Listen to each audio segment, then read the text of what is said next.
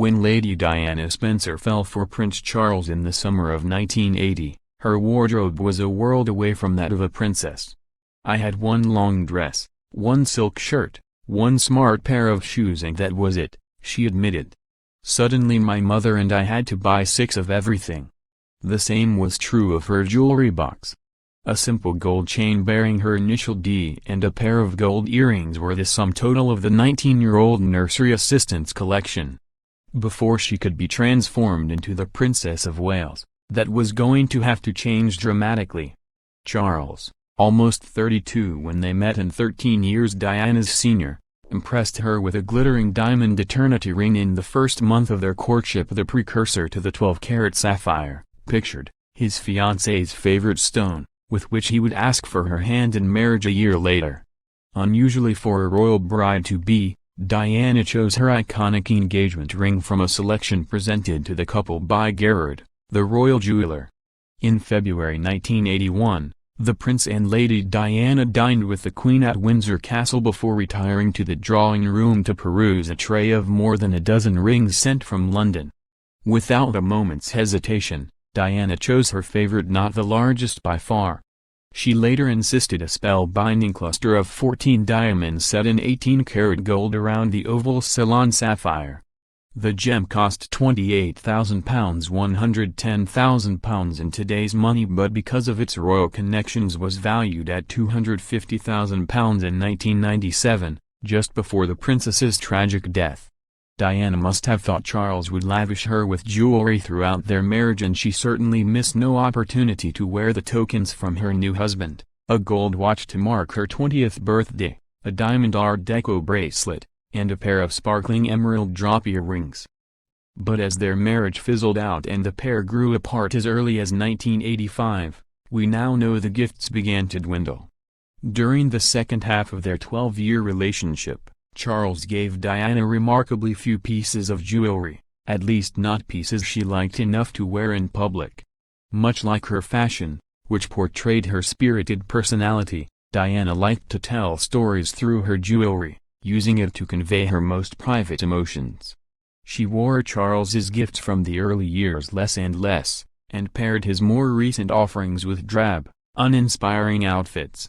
Indeed, many necklaces, earrings and rings she wore in the late 80s were mistakenly identified by a media still swallowing the royal fairy tale as anniversary gifts from a doting husband, notably a square-cut emerald ring she wore to the polo in 1989, which was actually on loan from the Queen. What mattered most, however, was her enduring love for her children. Diana wore 2 of Charles's presents in tribute to their 2 boys right up until the end of her life: a gold charm bracelet and a gold pendant bearing her firstborn's name, which she always wore close to her heart. By the time of her death, Diana's jewelry collection abounded with priceless gems befitting a true princess. Here, for the first time ever, we chart the royal romance through Diana's jewels. Bracelet that never lost its charm. One of the few items in Diana's jewelry box before her courtship with Charles was a plain gold chain link bracelet. To show his love for her, Charles pledged to buy her a charm every year on her birthday, each one with special meaning. Despite everything, he kept it up for 10 years.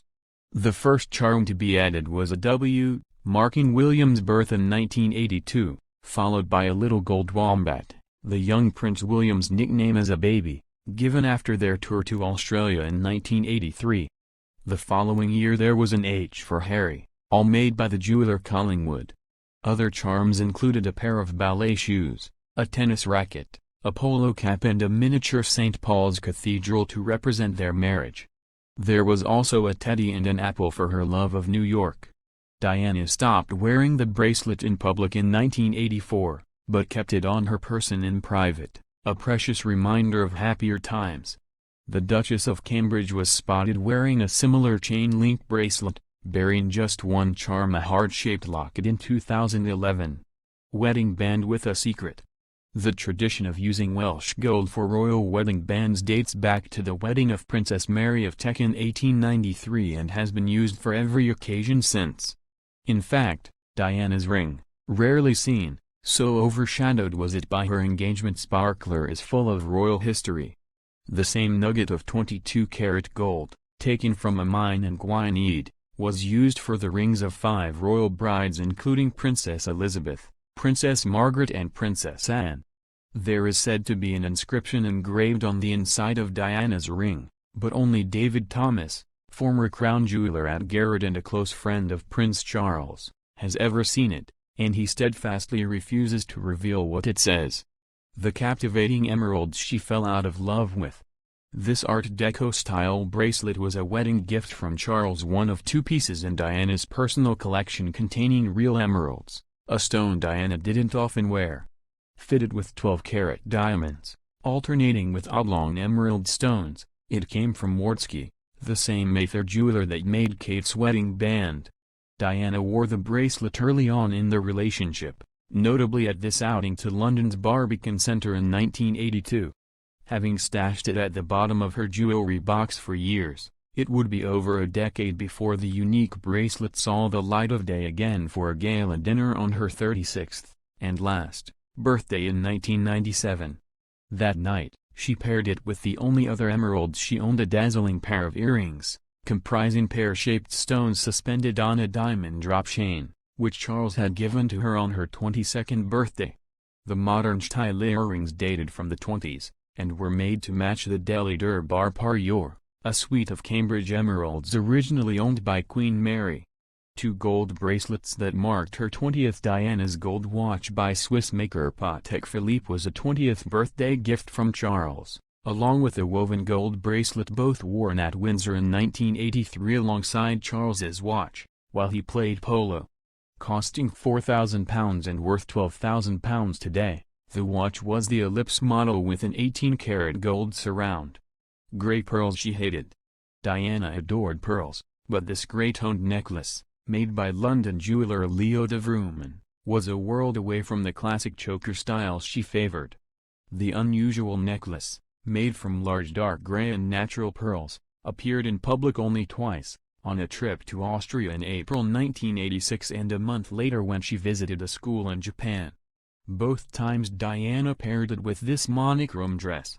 Charles is thought to have given it to his wife in 1985, the year royal insiders say their marriage began falling apart.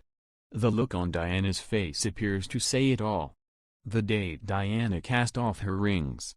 After their official separation in 1992, it took a further 3 years for Charles and Diana's divorce to be finalized. The decree came through on August 28, 1996. In that period, Diana continued to wear both her engagement and wedding bands, presumably out of respect for her sons, then 11 and 14. Even at her first public engagement after the decree, a visit to Eton College with Charles, William and Harry on September 5, Diana continued to sport the rings. But 2 days later she appeared proudly barehanded, a smiling, single woman. All eyes were on her as she strutted down the red carpet at a film premiere in London wearing a clinging Versace dress. Her fiery red nails ensured her hands and that ringless finger were the focus of attention. Charles's watch was also cast off after the divorce, though much later than the rings. In 1996, Diana's father, John Spencer, bought her an 18-karat yellow gold Tank Française watch from Cartier, which she wore instead of her ex-husband's gift. When William and Harry visited Kensington Palace after her death to choose a keepsake from her possessions, William picked this watch and Harry, then 12, the engagement ring, though later he valiantly gave it up to his elder brother when William became the first to marry. Look who's wearing her Prince of Wales pendant now. Diana left her jewelry to her sons, to be held on trust by her brother Earl Spencer until each reached their 30th birthday, according to a letter of wishes signed the day after she made her will. However, this last wish did not apply to jewelry owned by the crown, that is, gifts from members of the royal family which revert to the reigning monarch on their owner's death. Among these was the Prince of Wales's feather pendant, a wedding present from the Queen Mother. Bearing her husband's heraldic badge, 3 ostrich feathers emerging from a diamond-encrusted coronet, it became one of Diana's favorite accessories.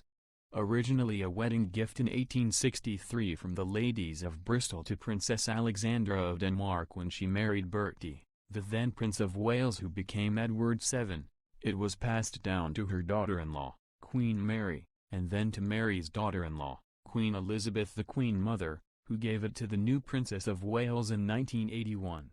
Diana preferred to suspend the pendant on a short tennis necklace, part of a suite of diamonds she received as a wedding present from the Crown Prince of Saudi Arabia. When Diana died, the piece became part of the Queen's collection once again, free to be borrowed by other royal ladies with Her Majesty's permission. Somewhat surprisingly, the first and only wearer of the pendant has been Camilla, the Duchess of Cornwall. She wore it to a premiere with her husband in 2006, but as a brooch, not a necklace. Royal watchers weren't sure what to make of Charles's second wife wearing his late first wife's jewels. But Camilla looked happy and Charles delighted it was back in circulation after so long.